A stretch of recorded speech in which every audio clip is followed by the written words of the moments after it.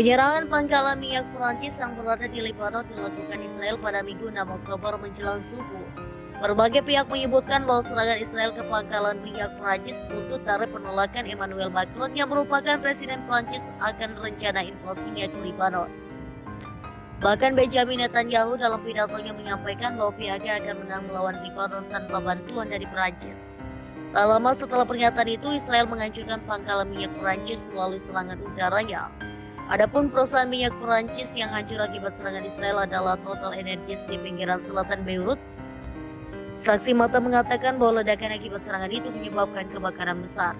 Hingga saat ini Total Energies masih belum mengeluarkan pernyataan resminya dan menyebutkan kerugian serta korban atas serangan tersebut. Penyerangan ini membuat hubungan Prancis dan Israel semakin meruncing sejak Macron mengkritik operasi militer Israel di Gaza dan Lebanon.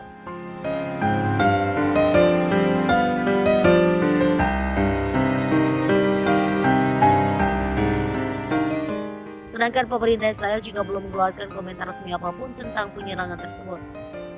Akan tetapi menurut media Israel, salah seorang pejabat militer yang mengatakan bahwa tentara Israel hanya menargetkan laut. Hal ini juga menempatkan pemerintah Prancis dalam posisi yang sulit karena harus menyeimbangkan antara melindungi kepentingan ekonominya dan mempertahankan perannya sebagai mediator potensial dalam konflik tersebut. Sejumlah pengamat dan diplomat telah menyerukan perlunya mengintensifkan upaya diplomatik untuk mencegah eskalasi lebih lanjut dan menemukan solusi damai untuk krisis yang memburuk di kawasan tersebut. Kepala Dinas Intelijen Militer Luar Negeri Korps Garda Revolusi Iran atau Komandan Pasukan Quds Iran Esmail Qani belum terdengar kabarnya sejak serangan di Beirut pada akhir pekan lalu. Hal itu diungkapkan oleh dua pejabat senior keamanan Iran pada Senin 7 Oktober 2024.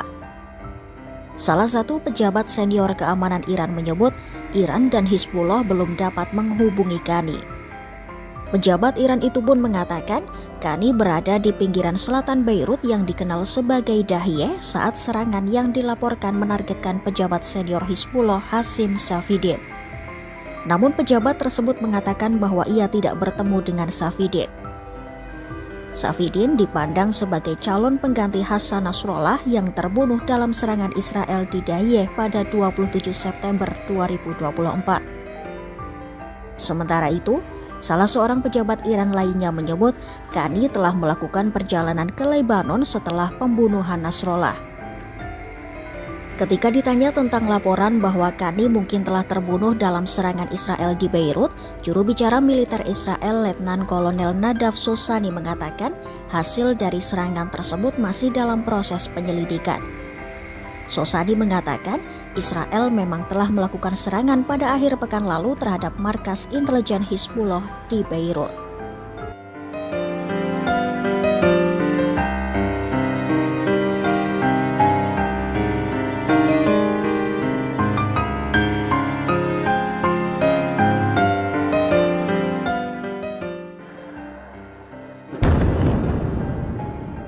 Inilah detik-detik serangan udara Israel menghantam Beirut, Lebanon.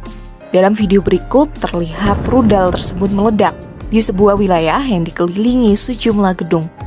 Usai nyala api membumbung tinggi, barulah disusul asap yang terus mengepul. Peristiwa ini sendiri terjadi pada Senin 7 Oktober 2024, tepat 1 tahun perang antara Israel dan Hamas di Gaza. Serangan Israel ke Beirut kemarin telah dikonfirmasi oleh militer Israel. Mereka mengaku telah mengirim jet-jet tempur yang menargetkan posisi-posisi anggota Hizbullah. Serangan rudal ini terjadi sehari usai militer Israel mengumumkan seruan baru bagi penduduk untuk mengungsi dari pinggiran selatan Beirut, Lebanon. IDF menyerukan warga sipil di dekat 4 gedung di pinggiran selatan Beirut, yakni benteng Hizbullah yang dikenal sebagai Dahiyeh, segera mengungsi sebelum serangan udara dilakukan. Juru bicara IDF Avichai Adre mengunggah peta bersamaan dengan pengumuman tersebut, yang menyerukan warga menjauhkan diri setidaknya 500 meter dari lokasi itu. Menurut data Israel sudah ada 1.200 orang yang tewas dan lebih dari 250 lainnya diculik. Target utama dari serangan Israel di seluruh Lebanon dan invasi darat di wilayah selatan negara tersebut adalah Hizbullah yang merupakan sekutu utama Iran di kawasan. Helikopter tempur Israel menembakkan rudal-rudal ke wilayah Lebanon Selatan pada Selasa 8 Oktober 2024 di tengah konflik Israel dengan Hizbullah yang terus berlanjut. Militer Israel menyebut mereka telah mengirim lebih banyak pasukan darat ke Lebanon Selatan. Bahkan militer Israel mengeklaim seorang komandan senior Hizbullah, Suhail Husseini, tewas dalam sebuah serangan Israel di Beirut. Militer Israel juga mengatakan mereka telah membongkar infrastruktur Hizbullah di sepanjang perbatasan dan menewaskan ratusan pejuang Hizbullah. Pada hari yang sama, militer Israel juga merilis sebuah video yang diklaim menunjukkan pasukannya beroperasi di Lebanon Selatan.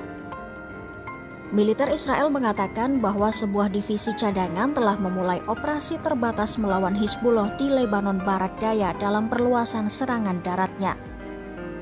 Militer Israel menambahkan bahwa divisi ke-146 adalah divisi cadangan pertama yang memasuki Lebanon sejak melancarkan operasi darat di dalam perbatasan pada pekan lalu. Israel menjelaskan, operasinya itu bertujuan untuk menghentikan serangan roket Hizbullah sehingga puluhan ribu warganya dapat kembali ke rumah mereka di bagian utara.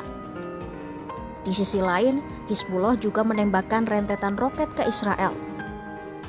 Militer Israel menyebut Hizbullah meluncurkan lebih dari 170 roket yang melintasi perbatasan. Sementara puluhan roket ditembakkan ke arah selatan Haifa. Pemimpin sementara Hizbullah pun bersumpah untuk terus memberikan tekanan kepada Israel. Hizbullah juga telah bersumpah untuk terus melancarkan serangan sampai ada gencatan senjata di Gaza. Pemerintah Amerika Serikat pada Minggu 6 Oktober 2024 memberikan respons terkait pengeboman menunggu respons Israel terhadap serangan rudal dari Iran minggu lalu. Menurut AS, tekanan militer dapat memungkinkan diplomasi, tetapi juga dapat menyebabkan salah perhitungan. Sementara Menteri Pertahanan Israel Yoav Gallant mengatakan bahwa Israel mengordinasikan tanggapannya terhadap Iran dengan Amerika Serikat, namun tetap akan membuat keputusan independen.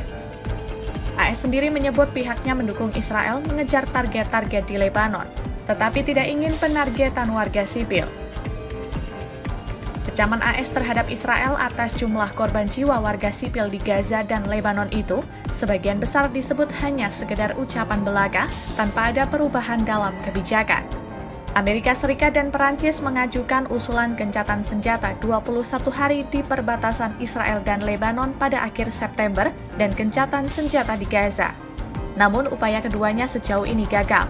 Israel juga terus menargetkan Hamas di jalur Gaza.